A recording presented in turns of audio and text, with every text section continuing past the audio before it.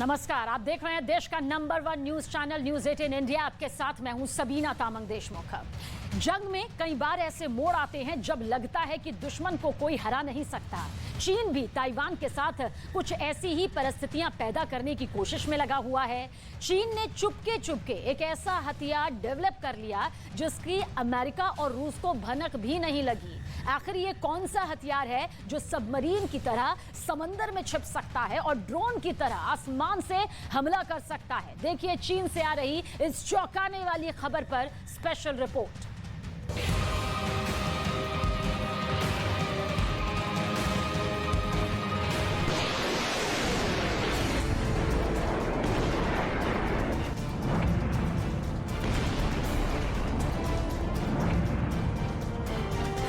चीन इस वक्त हथियारों की सबसे बड़ी प्रयोगशाला बना हुआ है। चीन एक से बढ़कर एक नए हथियार लॉन्च करने की तैयारी कर रहा है।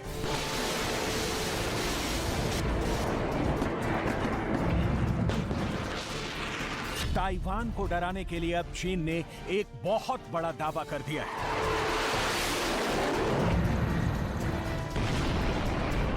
ऐसा दावा कि पूरी दुनिया चौंक गई है।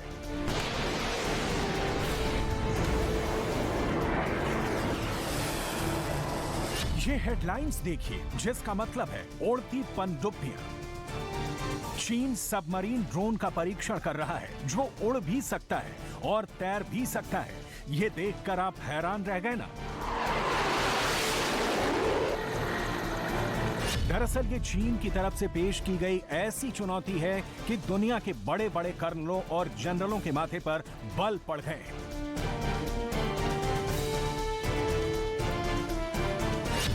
मतलब चीन एक ऐसा सबमरीन यानी पनडुब्बी बना रहा है जो पानी में तैरती भी है और फिर हवा में हवाई जहाज की तरह उड़ भी सकती है। एक ऐसा सबमरीन जिसके हवाई जहाज की तरफ पंख भी निकले हुए हैं और ये पंख तैरने में उसकी मदद करते हैं और उड़ने में भी। ये कल्पना से परे है। जैसे मछली के उड़ान की कल्पना नहीं की जा सकती, वैसे ही पनडुब्बी उड़ने लगे। इस सपने को साकार करना भी बहुत मुश्किल है।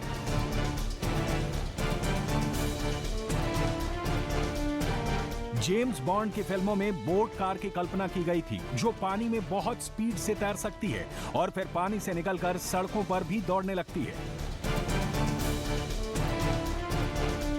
लेकिन हकीकत में और जंग की दुनिया में इसको साकार करने का दावा किया गया है चीन की तरफ से। पूर्वी चीन में एक यूनिवर्सिटी है जिसका नाम है Nanjing university of aeronautics and astronautics. Nanjing university की एक रिसर्च टीम ने दावा किया है कि उसने एक प्रोटोटाइप फ्लाइंग पनडुब्बी बना ली है।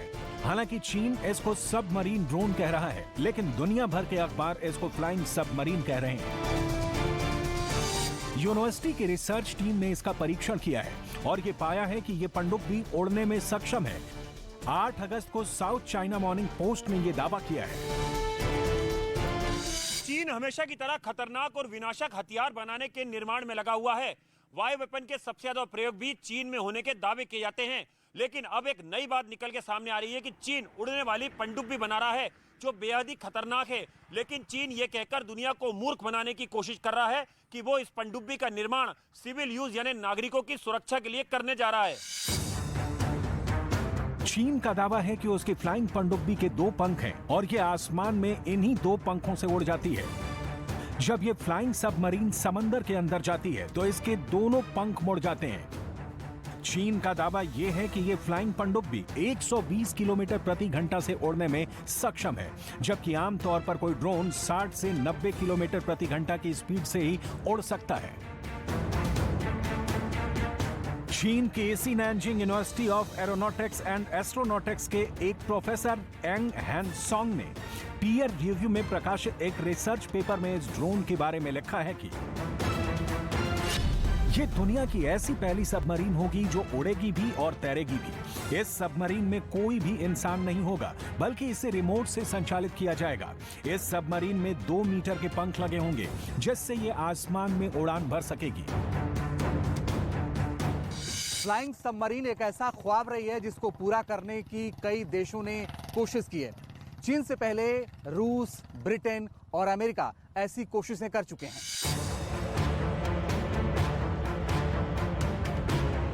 अगर ताइवान से संभावित युद्ध के दौरान चीन ने इस फ्लाइंग पनडुब्बी का इस्तेमाल किया तो यह अमेरिका के लिए एक बहुत बड़ी चुनौती साबित होने जा रही है, क्योंकि पहले से ही चीन ने ताइवान को चारों तरफ से घेर रखा है और ऐसे में अगर इस फ्लाइंग पनडुब्बी की ताकत चीन को मिल जाती है तो यह अमेरिका की वॉर टेक्नोलॉजी के लिए एक बहुत बड़ा झटका साबित होगा। अमेरिकन हमेशा से ही अपने हथियारों पर गर्व करते हैं, लेकिन ये चाइनीज पनडुब्बी अमेरिका का गर्व चूर कर सकती है।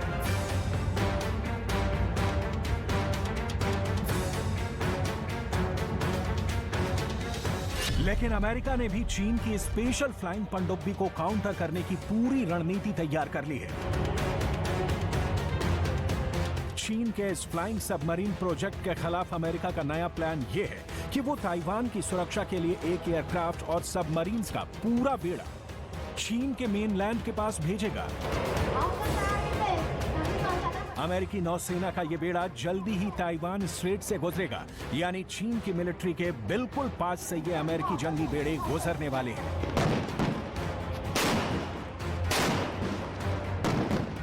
अमेरिका के इस बेड़े में कई पनडुब्बियां और एयरक्राफ्ट हैं। माना यह जा रहा है कि अमेरिका की ये पूरी प्लानिंग उस वक्त के लिए है जब चीन ताइवान पर हमला बोल देगा, ताकि वो फौरन रिएक्ट कर सके। चीन के विदेश मंत्री वांग यी ने भी कहा है कि ताइवान स्ट्रेट में स्थिति अभी भी अशांत है। हम सावधान हैं क्योंकि अमेरिका सैन्य तैनाती बढ़ाने और एक बड़ा संकट पैदा करने की कोशिश कर रहा है। चीन और ताइवान के इस टेंशन के बीच अमेरिका ने एक और जाल इंडोनेशिया सागर के तट पर बिछाया है। इंडोनेशिया की सेनाओं ने इंडोनेशिया के सुमात्रा द्वीप पर युद्ध अभ्यास किया, जिसमें इंडोनेशिया के अलावा अमेरिका, ऑस्ट्रेलिया, जापान और सिंगापुर के कुल 5000 से ज्यादा सैनिकों ने हिस्सा लिया है। अमेरिका के इस वॉर प्रैक्टिस को चीन अपने लिए खतरे के रूप में देखता है। United states Indo Pacific command के कमांडर एडमिरल जनरल क्रिस्टोफर एक्चुअलिनी ने इस युद्धाभ्यास के दौरान चीन को कड़ा संदेश भी दिया।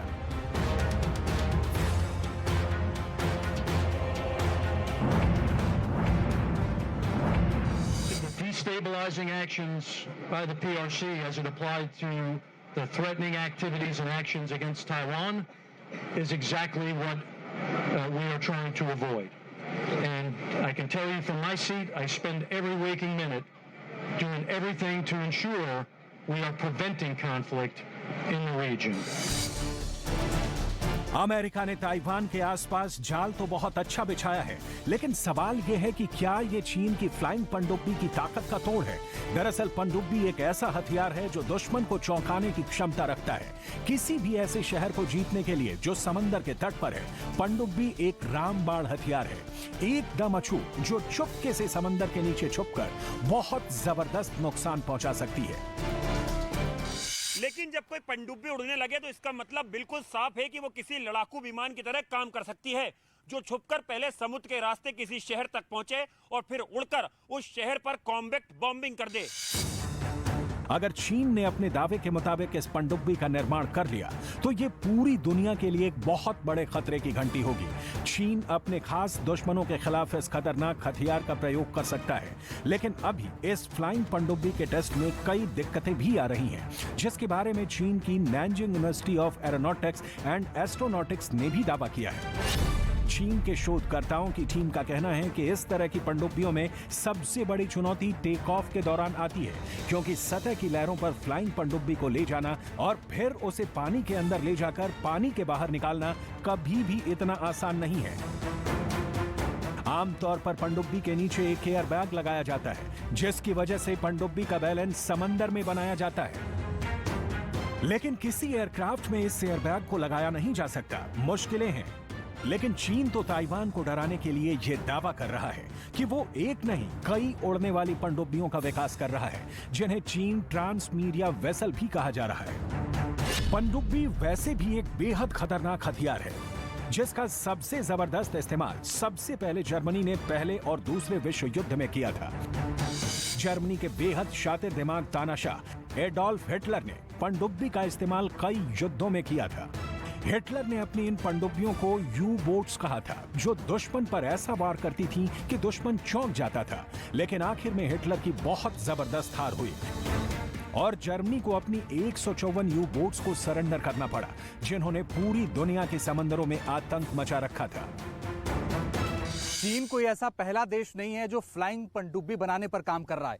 इससे पहले भी एक पनडुब्बी पर अमेरिका ने काम करने की कोशिश की थी, जो हवा में उड़कर दुश्मन को चौंका सकती थी।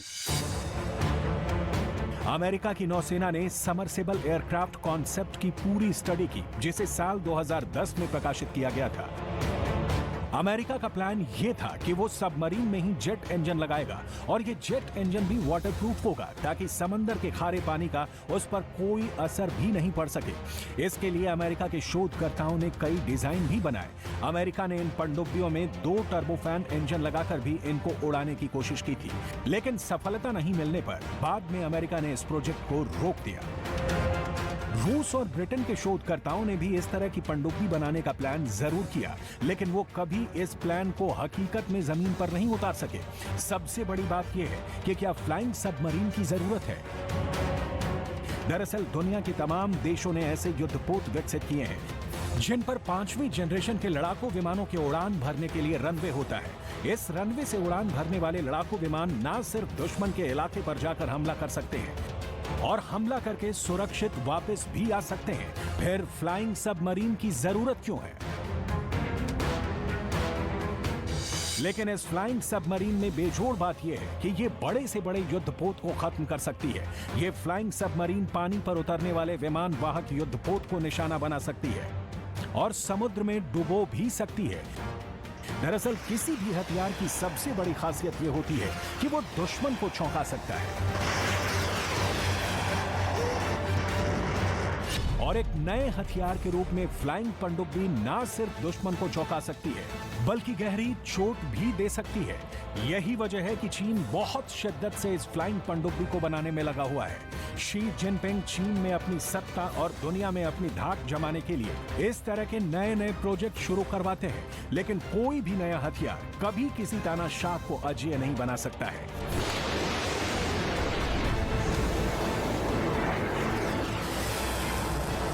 हिटलर को भी दूसरे विश्व युद्ध में अपनी 154 यू बोट सरेंडर करने पड़े थे और जिस तरह पूरी दुनिया में चीन के खिलाफ मोर्चेबंदी बढ़ रही है, शी जिनपिंग की स्थिति लगातार कमजोर हो रही है।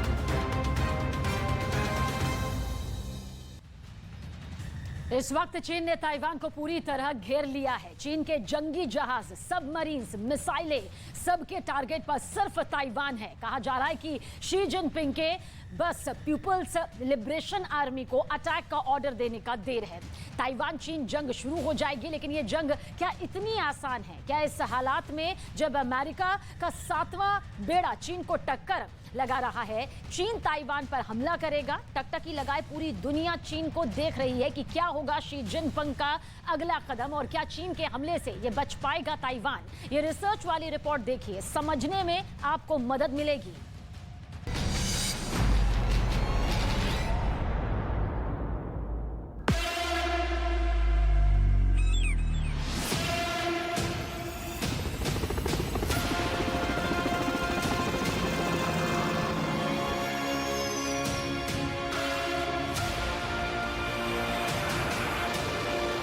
लड़ाकू विमानों का काफिला,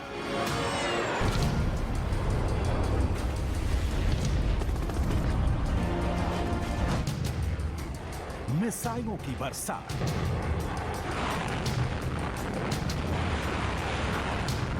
सबमरीन से हमला,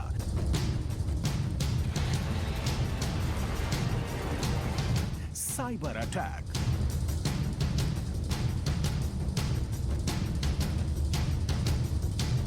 चीन ने ताइवान को चारों ओर से घेर लिया है।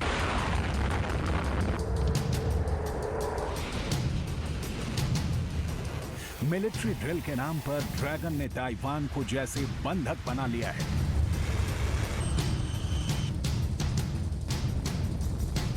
चीन ने ताइवान सीमा के पास दाखिल होने वाले रास्तों को कब्जे में ले रखा है।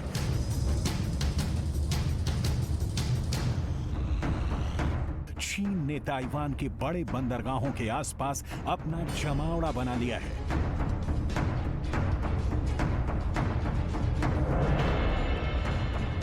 किलेबंदी के जरिए चीन की सेना ताइवान के 3 बड़े सैन्य ठिकानों पर आसानी से हमला बोल सकती है।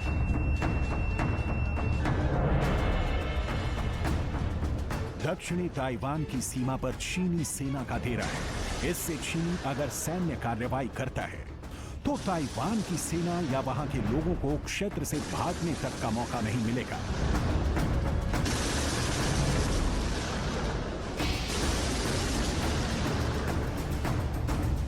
चीन की सेना ने ताइवान से लगती समुद्री सीमा पर युद्धाभ्यास किया है। इससे ताइवान की अर्थव्यवस्था के लिए अहम आयात निर्यात पर बुरा असर पड़ रहा है।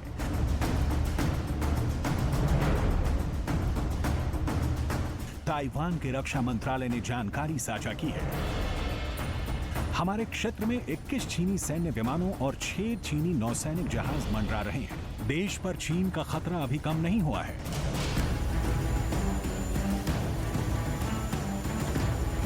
चीन ने ताइवान के निकट करीब 1 सप्ताह तक चले सैन्य अभ्यास के बाद एक बार फिर ताइवान पर हमले की धमकी दी है। चीन के विदेश मंत्रालय के प्रवक्ता वांग वेनबिन ने कहा है कि स्वतंत्रता के लिए बाहरी ताकतों के साथ मिली भगत और उकसावे में आने से ताइवान केवल अपनी तबाही को न्योता देगा और उसे शह देने वालों का भी जल्द खात्मा हो जाएगा। ताइवान की आजादी का उनका सपना कभी पूरा नहीं होगा और राष्ट्रीय हितों पर कुठाराघात करने का कोई भी प्रयास पूरी तरह विफल हो जाएगा।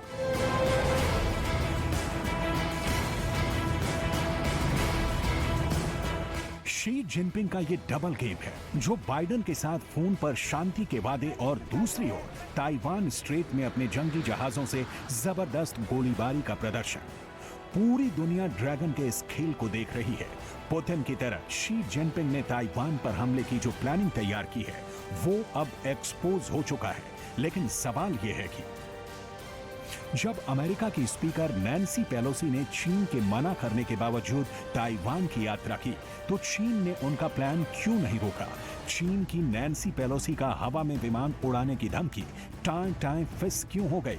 और सबसे बड़ा सवाल ये कि हाथी के 2 दांत की तरह क्या चीन ताइवान को सिर्फ डराने का खेल खेल रहा है या सिर्फ ये जताना चाहता है कि चीन जब चाहे ताइवान को अपने दांतों तले दबा देगा?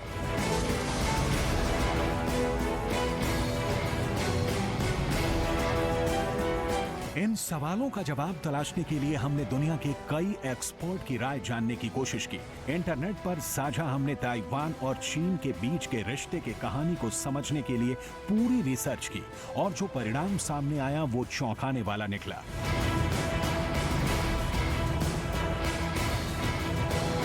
इसकी पूरी डिटेल हम आपको आगे बताएंगे, लेकिन खुद ताइवान अपनी सेफ्टी के लिए क्या कर रहा है पहले वो देख लीजिए।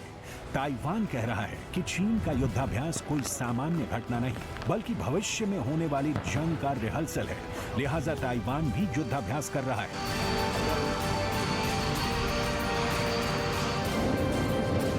ताइवान की राजधानी ताइपेई में लोगों को युद्ध की सूरत में बचने की ट्रेनिंग दी जा रही है।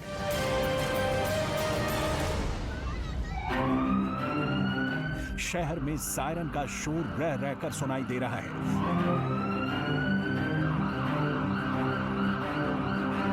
छोटा सा देश जैसे सैनिक छावनी में तब्दील किया जा रहा है।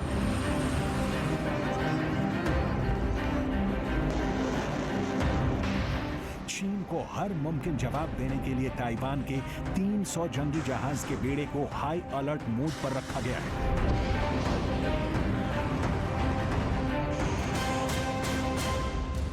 चीन के समंदर किनारे के इलाकों को ताइवान सबसे पहले टारगेट करने का प्लान बना चुका है, लेकिन सबसे अहम सवाल ये कि चीन के हमले की सूरत में ताइवान उसके सामने कितने घंटे, कितने दिन तक टिक सकेगा। इसे समझने के लिए आपको यूक्रेन पर पुतिन के अटैक की कहानी जाननी होगी, जिसे लेकर दुनिया भर के एक्सपर्ट्स ने ये कहा था कि पुतिन के सामने ज़ेलेंस्की की सेना 72 घंटे में सिमट जाएगी। कीव पर कब्जा तो पुतिन के बाएं हाथ का खेल है, लेकिन ये खेल 5 महीनों से ज्यादा से चल रहा है और अब तो आलम यह है कि यूक्रेन क्राइमिया तट में रूसी विमानों का विध्वंस कर रहा है।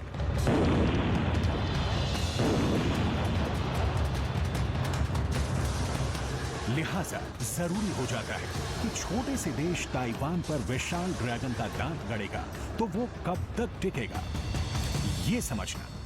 असल में ताइवान बनाम चीन की मिलिट्री ताकत की तुलना ही बेमानी है। दोनों में समानता का एक बिंदु भी नहीं है। सवाल है फिर चीन के हमले की सूरत में कैसे बचेगा ताइवान? और क्या ताइवान चीन के खिलाफ अकेले नहीं लड़ सकता? सवाल है कि ताइवान के साथ कौन खड़ा है? क्या अमेरिका और उसके सहयोगी ताइवान के साथ खड़े होंगे?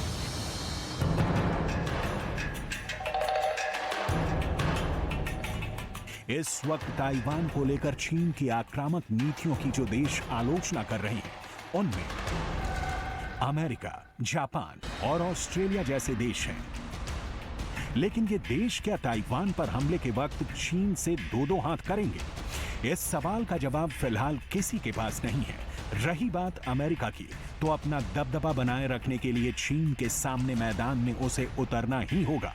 और अमेरिका बार बार ये दोहरा भी चुका है कि ताइवान के खिलाफ चीन के मिलिट्री एक्शन को वो हर कीमत पर रोकेगा। इसका नजारा दिख भी रहा है। जब चीन ताइवान स्ट्रेट को अखाड़े में तब्दील कर रहा है, तब अमेरिका का 7वां बेड़ा गश्त लगा रहा है। दक्षिण चीन सागर में ताइवान के चारों ओर किए गए युद्धाभ्यास के दौरान US Ronald Reagan aircraft carrier के साथ कम से कम 4 युद्धपोतों को तैनात रखा था। चीन के युद्धाभ्यास के समय अमेरिका के इस कैरियर स्ट्राइक ग्रुप पर भी हमले का खतरा था। इसलिए अमेरिकी नौसेना ने सर्वोच्च स्तर पर अलर्ट जारी कर जल, थल और नभ से खुफिया जानकारी इकट्ठा की। अमेरिकी युद्धपोत पिछले 1 हफ्ते से ताइवान के पूर्व में फिलीपींस सागर के आसपास बने हुए हैं।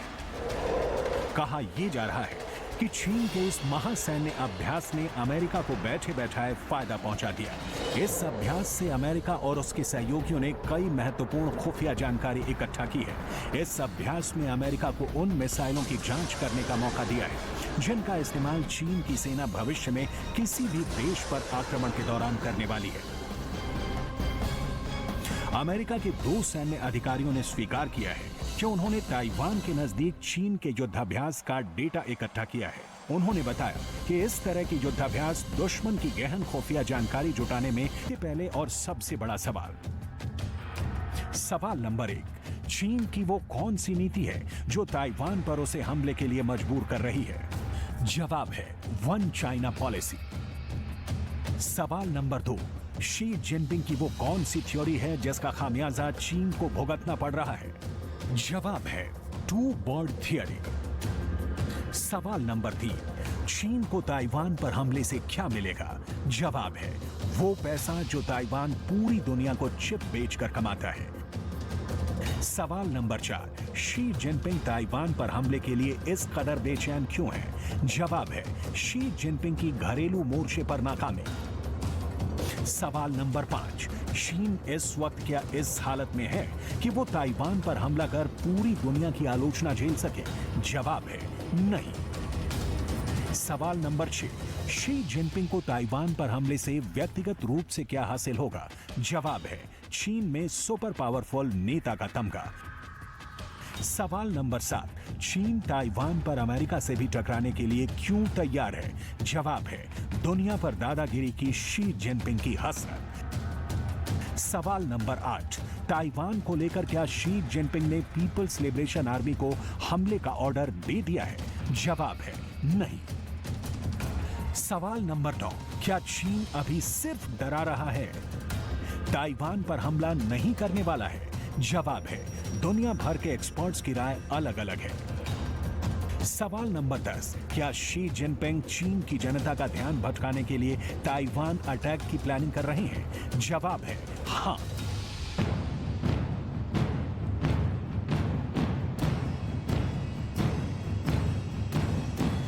इन 10 सवालों का जवाब पूरे ताइवान चीन प्रकरण का ब्यौरा देने के लिए काफी है। कैसे, समझिए। असल में चीन के राष्ट्रपति घरेलू मोर्चे पर बुरी तरह घिरे हैं।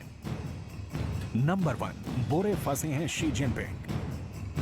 चीन की अर्थव्यवस्था निर्यात आधारित है। ताइवान जंग की सूरत में इस पर डायरेक्ट असर होगा। तो चीन की इकॉनमी, जिसकी घरेलू मांग लगातार गिर रही है, जंग की सूरत में इसका और गिरना तय है।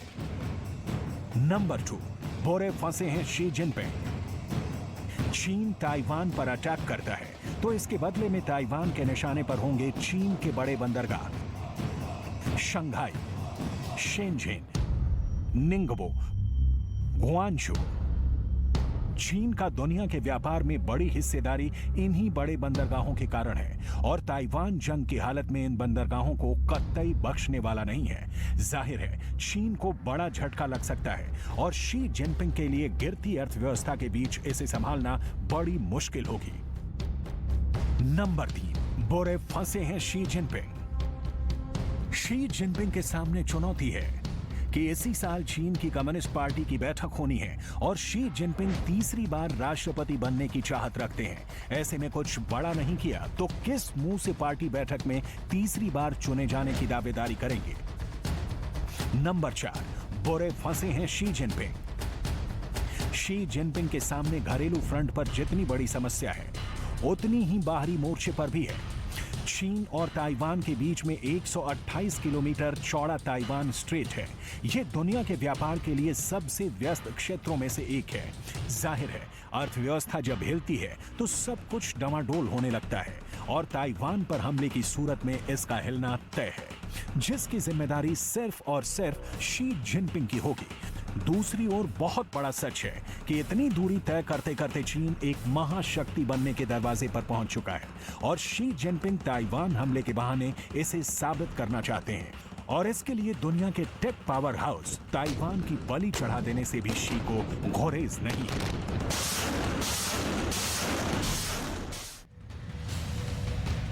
पुतिन का बमबाज जाग गया है। बिल्कुल सही सुना आपने, क्योंकि रूस की विश्व युद्ध वाली फैक्ट्री खुल गई और रूस के रक्षा मंत्री आर्म्स फैक्ट्री में घूमकर बमों की प्रोग्रेस रिपोर्ट बना रहे हैं। ऐसे में सवाल ये है कि क्या ज़ेलेंस्की पर सितंबर बहुत भारी रहने वाला है। अगर ऐसा हुआ तो यूक्रेन युद्ध के विंटर चैप्टर खुल जाएगा।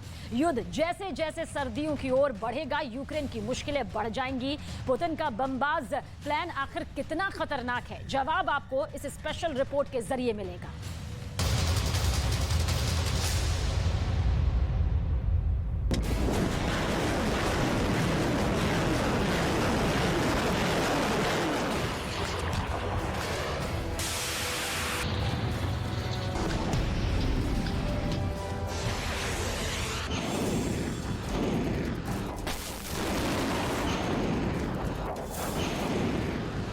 क्या यूक्रेन युद्ध अभी ऐसे ही अगले 6 महीने चलने वाला है?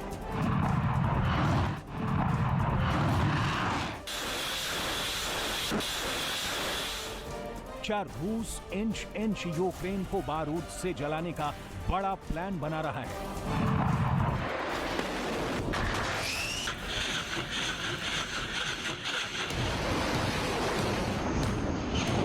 क्या पुतिन ने यूक्रेन में लंबे युद्ध की तैयारी कर रखी है?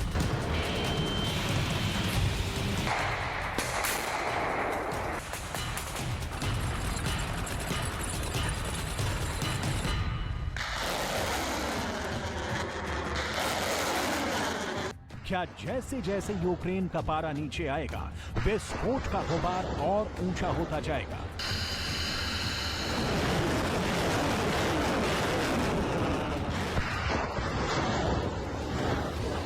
क्या 0 से भी कम तापमान यानी कड़ी सर्दी में पुतिन ज़ेलेंस्की और उसकी सेना के पसीने छोड़ाने का बारूदी प्लान बना लिए हैं?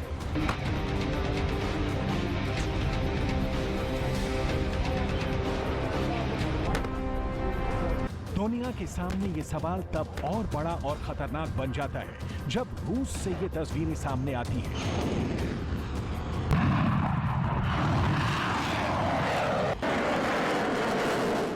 रूस के रक्षा मंत्री सर्गेई शोइगु घूम घूम कर हथियार फैक्ट्री का जायजा ले रहे हैं।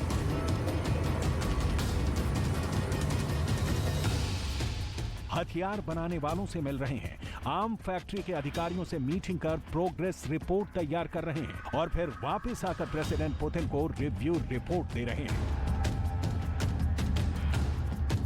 यूक्रेन युद्ध और सर्गेई शोइगु के दौरे के बीच पुतिन की अगुवाई में रूस की सिक्योरिटी काउंसिल की मीटिंग और उस मीटिंग में पुतिन का सर्गेई शोइगु का नाम लेना बहुत बड़ा इशारा करता है। Сегодня в повестке дня вопросы обеспечения безопасности в прямом смысле этого слова.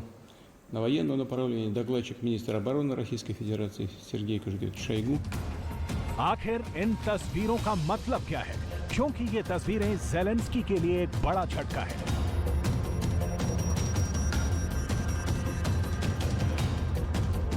ये वीडियो उन लोगों को करारा जवाब है जो ये कहते नहीं थक रहे थे कि रूस के हथियार का जखीरा अब खत्म हो गया है।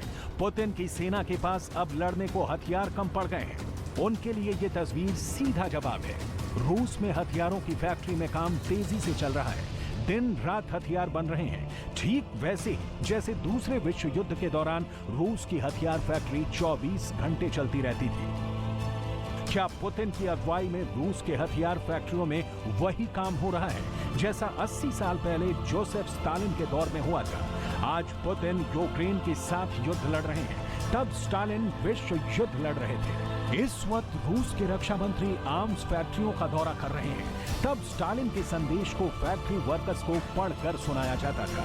इस वक्त भी रूस की महिलाएं पूरी लगन से अपने सैनिकों के लिए हथियार बना रही हैं। उस वक्त भी रूस की महिलाएं अपने जवानों के लिए दिन रात बम गोले बनाने में लगी थी। क्या यूक्रेन युद्ध के बहाने रूस के प्रेसिडेंट पुतिन तीसरे विश्व युद्ध की तैयारी में हैं?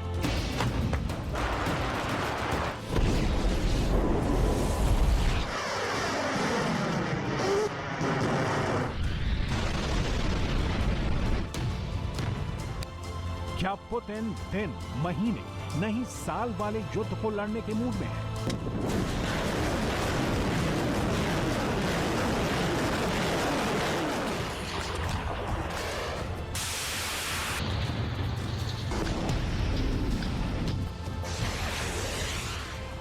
आखिर पुतिन को ऐसी क्या जरूरत आन पड़ी है कि आर्म्स फैक्ट्रियों को बड़े बड़े ऑर्डर दिए जा रहे हैं? ये काम कोई और नहीं बल्कि खुद रूस के रक्षा मंत्री कर रहे हैं।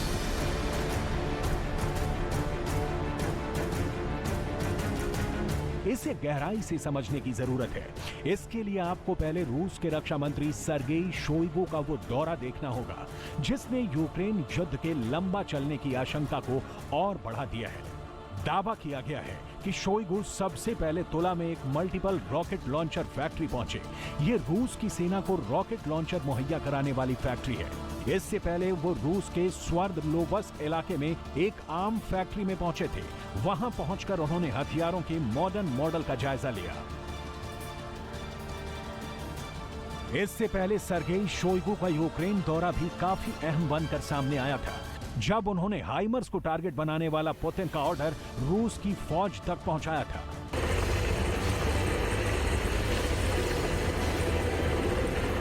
तब पुतिन के पास एक बहुत ही सीक्रेट मिशन पर रूस से हेलीकॉप्टर का एक काफिला यूक्रेन भेजा गया था। कयास लगाए जाने लगे कि इस हेलीकॉप्टर में पुतिन का कोई बड़ा कमांडर है। अटैक हेलीकॉप्टर से घिरा ये Mi-17 V5 हेलीकॉप्टर आखिर यूक्रेन में डॉनबास के एक सीक्रेट मिलिट्री बेस जा रहा था।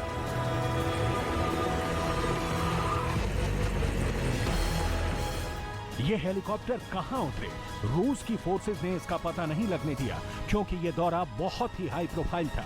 ऐसे हेलीकॉप्टर्स का काफिला कभी भी ज़ेलेंस्की के एयर डिफेंस मिसाइल का टारगेट बन सकता था।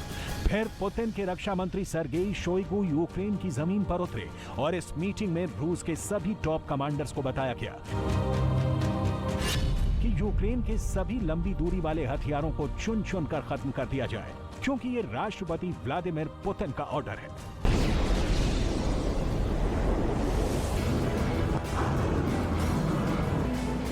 ज़ेलेंस्की के लॉन्ग रेंज वेपन सिस्टम को लेकर पुतिन की नई स्ट्रेटेजी बहुत खतरनाक है। ये नई रणनीति बताती है कि ज़ेलेंस्की जैसे ही नए हथियार दिखाएंगे, पुतिन उसको अपने टारगेट पर ले लेंगे। ज़ेलेंस्की जिन्हें गेम चेंजर बताएंगे, पुतिन उनका गेम ओवर कर देंगे। ज़ेलेंस्की की सेना के पास मौजूद हाइमर्स ही एक ऐसा हथियार है जो रूस के स्पेशल ऑपरेशन के रास्ते में सबसे बड़ी रुकावट साबित हो रहा है। जर्मनी की मीडिया डॉशे वेले ने बताया कि हाइमर्स तो रूस के हथियार डिपो को तबाह कर रहा है। ब्रिटेन के एक्सप्रेस ने लिखा कि पुतिन के पायलट अब हाइमर्स का शिकार हो रहे हैं।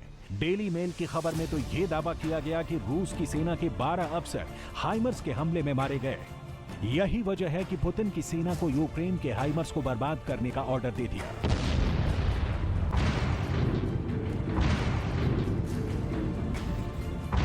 उस ऑर्डर को भी ग्राउंड लेवल तक पहुंचाने का जिम्मा रक्षा मंत्री सर्गेई शोइगु का था और अभी पुतिन के अगले प्लान को आगे बढ़ाने के लिए सर्गेई शोइगु रूस के हथियार फैक्ट्रियों का दौरा कर रहे हैं। क्या सर्गेई शोइगु रूस के हथियार फैक्ट्रियों में घूम घूम कर पुतिन के ऑर्डर को ग्राउंड लेवल तक पहुंचा रहे हैं कि यूक्रेन युद्ध अभी जल्द खत्म नहीं होने वाला है और जंग में जीत के लिए अधिक से अधिक गोले बारूद की जरूरत है?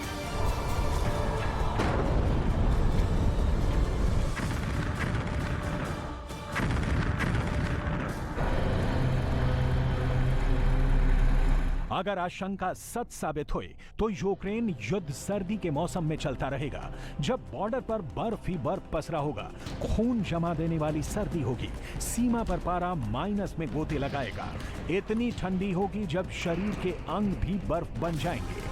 ये ऐसा वक्त होगा जब तोप भी गोले बरसाना छोड़ देगी। कड़ाके की सर्दी में बख्तरबंद गाड़ियों में डीजल टैंक में ही जम जाएगा, लेकिन उस वक्त रूस की सेना शोले बरसाएगी, यूक्रेन में मिसाइलें गिराएंगी।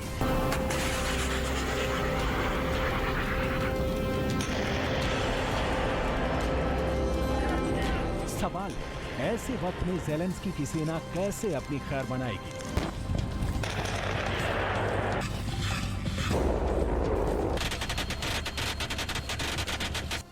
यूक्रेन युद्ध जैसे जैसे सर्दियों की ओर बढ़ेगा, यूक्रेन की मुश्किलें बढ़ाएगा। इसलिए ज़ेलेंस्की परेशान है, उनके ऑप स्टाफ हैरान है। ज़ेलेंस्की क्यों चाहते हैं युद्ध सर्दियों से पहले खत्म हो जाए? ज़ेलेंस्की के चीफ ऑफ स्टाफ एंड्री यर्मक कह रहे हैं, सर्दियों से पहले रूस के साथ युद्ध जीतना होगा और अब रूस के रक्षा मंत्री का आर्म्स फैक्ट्रियों का दौरा यूक्रेन में विंटर वॉर का अलार्म बजाने वाला है। दुनिया की मीडिया में चर्चा हो रही है कि आने वाली सर्दियों में यूक्रेन को लेकर पुतिन के इरादे ठीक नहीं है।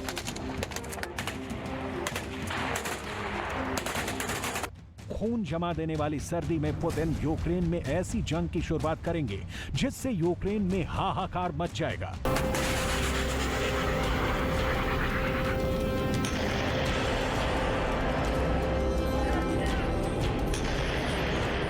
सर्दियों में यूक्रेन को मात देने का रूस का प्लान कितना खतरनाक है, इसे लेकर ज़ेलेंस्की के चीफ ऑफ स्टाफ एंड्री यर्मक ने दुनिया को आगाह किया है। हमारे लिए ये बहुत अहम है कि हम सर्दियों में प्रवेश ना करें। सर्दियों के बाद जब रूसियों के पास पैर जमाने के लिए अधिक समय होगा तो ये निश्चित रूप से अधिक कठिन होगा। हमारे लिए ये बहुत महत्वपूर्ण है कि हम उन्हें ये संभावना ना दें। रूस में अब सर्दी चंद महीने दूर है। युद्ध जितना लंबा खींचेगा, यूक्रेन की स्थिति उतनी ही खराब होती जाएगी। यही वजह है कि प्रेसिडेंट ज़ेलेंस्की के चीफ ऑफ स्टाफ एंड्री यर्मक बार बार बयान दे रहे हैं कि यूक्रेन को सर्दियों की शुरुआत से पहले युद्ध जीतना होगा, नहीं तो सर्दियों के मौसम में पुतिन की सेना रूस के कब्जे वाले इलाकों में अपना पैर जमा लेगी और रूसी सेना को आराम से हमला करने का मौका मिल जाएगा।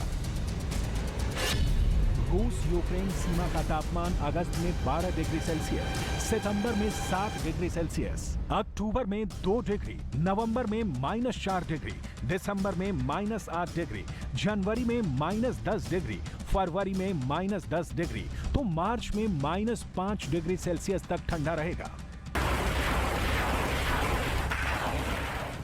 ऐसे में युद्ध अगर लंबा खिंचा तो यूक्रेन के लिए एक बुरे सपने जैसा होगा, क्योंकि रूस के जखीरे में बर्फ में भी लड़ने वाले साजो सामान हैं। बर्फ क्या, आर्कटिक तक में युद्ध लड़ने के हथियार हैं।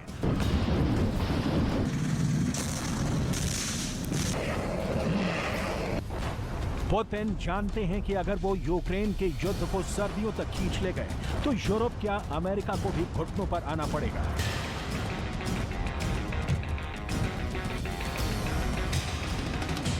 क्योंकि सर्दियों में यूक्रेन युद्ध की रणभूमि बर्फ के दरिया में बदल जाएगी और पुतिन की सेना को टैंक से पार जाने में महारत हासिल है।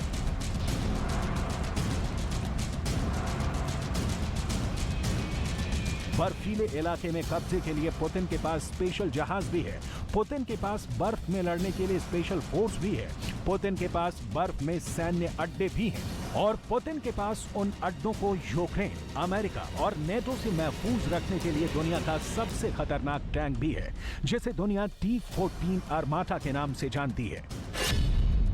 ये है पुतिन का सबसे तगड़ा टैंक T-14 आर्माटा, जो खास बर्फ और आर्कटिक जैसे इलाकों के लिए तैयार किया गया है।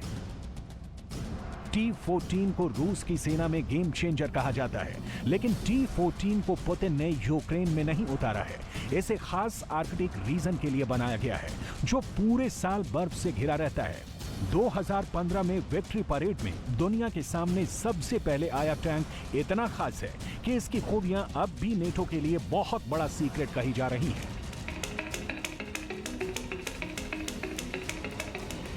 ये टैंक बहुत खास है। इसकी बनावट देखिए, इसका डिजाइन देखिए। बेल्ट के बीच 6 पहियों की बजाय इसमें 7 पहिए लगे हैं। 125 मिलीमीटर की इसकी तोप पूरी तरह से ऑटोमेटिक तरीके से लोड की जाती है। ये गोले भी दागती है और मिसाइल भी। आर्कटिक इलाके में लड़ने के लिए तैयार ये टैंक दुनिया का सबसे आधुनिक और सुरक्षित टैंक माना जा रहा है।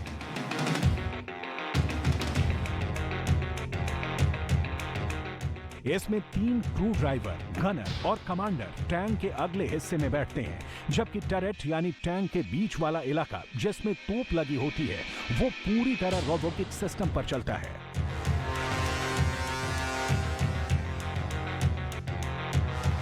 T-14 में लगा है एक्टिव प्रोटेक्शन सिस्टम, जो इसे एंटी टैंक मिसाइल से बचाता है, दुश्मन चाहे जैवलिन फायर करे या फिर एन-लॉक। जिन मिसाइलों ने यूक्रेन में सबसे ज्यादा रूस की टैंक पावर को नुकसान पहुंचाया है, उन्हें नाकाम साबित करने के लिए T-14 की टेक्नोलॉजी अमेरिका और नेटो के लिए रहस्य बन चुकी है। और अब सर्दियों में यूक्रेन युद्ध के लिए वही टैंक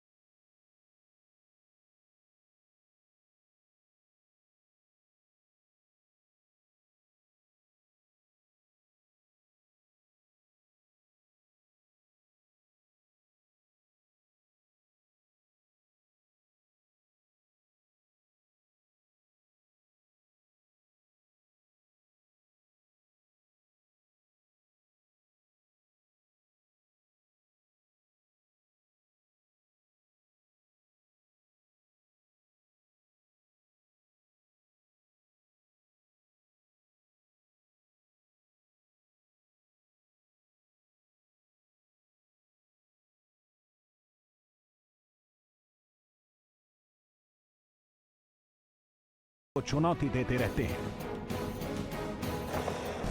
कुल मिलाकर यूक्रेन जंग के रुकने की कोई तस्वीर नहीं दिख रही है। रूस सदियों तक जंग को खींचना चाहता है ताकि यूक्रेन को हार मानने पर मजबूर कर सके। इसलिए पुतिन सिक्योरिटी काउंसिल की मीटिंग कर रहे हैं और उनके फैसलों को रक्षा मंत्री ग्राउंड लेवल तक पहुंचा रहे हैं।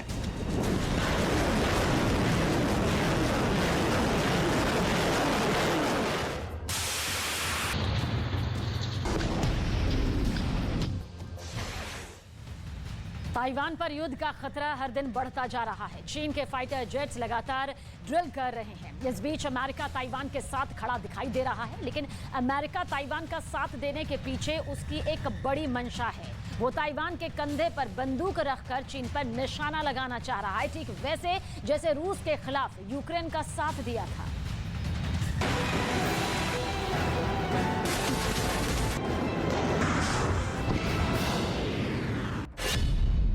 क्या चीन के खिलाफ अमेरिका ताइवान को इस्तेमाल कर रहा है?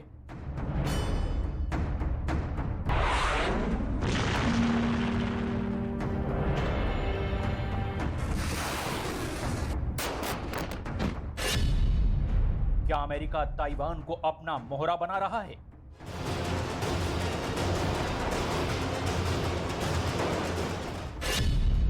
क्या ताइवान का असली दुश्मन चीन नहीं, अमेरिका है?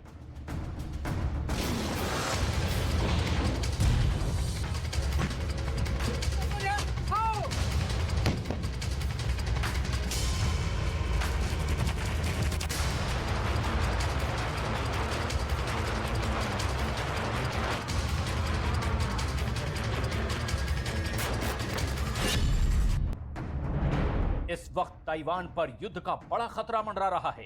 चीन ने ताइवान को चारों तरफ से न सिर्फ घेर लिया है, बल्कि लाइव फायर ड्रिल भी कर रहा है, मिसाइलें दाग रहा है। ताइवान रक्षा मंत्रालय की माने तो इस समय वहां चीन के 21 सैन्य विमान और 6 चीनी नौसैनिक जहाज मंडरा रहे हैं। मतलब ताइवान पर युद्ध का संकट और ज्यादा बढ़ गया है। दरअसल चीन के इस गुस्से के पीछे की वजह अमेरिका की हाउस स्पीकर नैन्सी पेलोसी की ताइवान यात्रा है। इसी के बाद से ही चीन बौखलाया हुआ है और ताइवान पर कब्जा करने की धमकी देते हुए बड़े पैमाने पर सैन्य अभ्यास करना शुरू कर चुका है। ताइवान पर आए इस संकट की वजह सिर्फ और सिर्फ अमेरिका है, क्योंकि अगर अमेरिका ने नैन्सी पेलोसी को ताइवान नहीं भेजा होता तो ये नौबत नहीं आती। का पिछले कुछ साल से सांप भी मर जाए और लाठी भी न टूटे की रणनीति पर काम कर रहा है।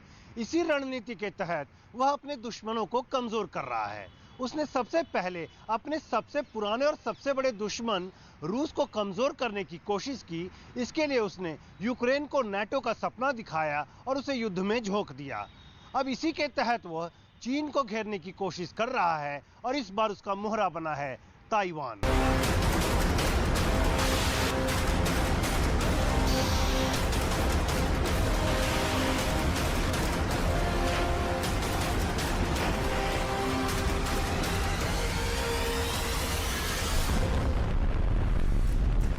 इससे पहले ताइवान को लेकर जो बाइडेन और शी जिनपिंग की 28 जुलाई को फोन पर बातचीत हुई थी। उसी समय शी जिनपिंग ने बाइडेन से कहा था कि वो नैन्सी को ताइपे ना भेजे। वॉल स्ट्रीट जर्नल की रिपोर्ट में कहा गया कि शी जिनपिंग ने बाइडेन को नैन्सी को ताइपे भेजने को लेकर बुरे अंजाम की चेतावनी भी दी थी। साथ ही ये भी कहा था कि अमेरिका के साथ उनका युद्ध करने का कोई इरादा नहीं है और कहा कि दोनों पक्षों को शांति और सुरक्षा बनाए रखने की जरूरत है।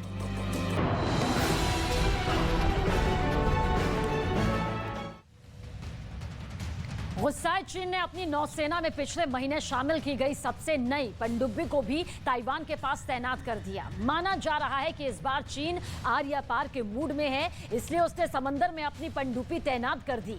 चीन की ये पनडुब्बी कोई मामूली पनडुब्बी नहीं, बल्कि इसमें ऐसी कई खूबियां हैं जिसकी वजह से इसे डिटेक्ट कर पाना बेहद मुश्किल है।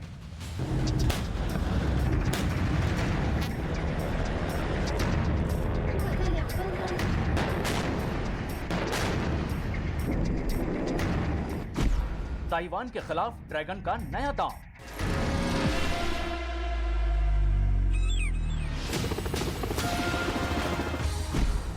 ताइवान के पास चीन की पनडुब्बी तैनात। ताइवान को पनडुब्बी की भनक तक नहीं लगेगी।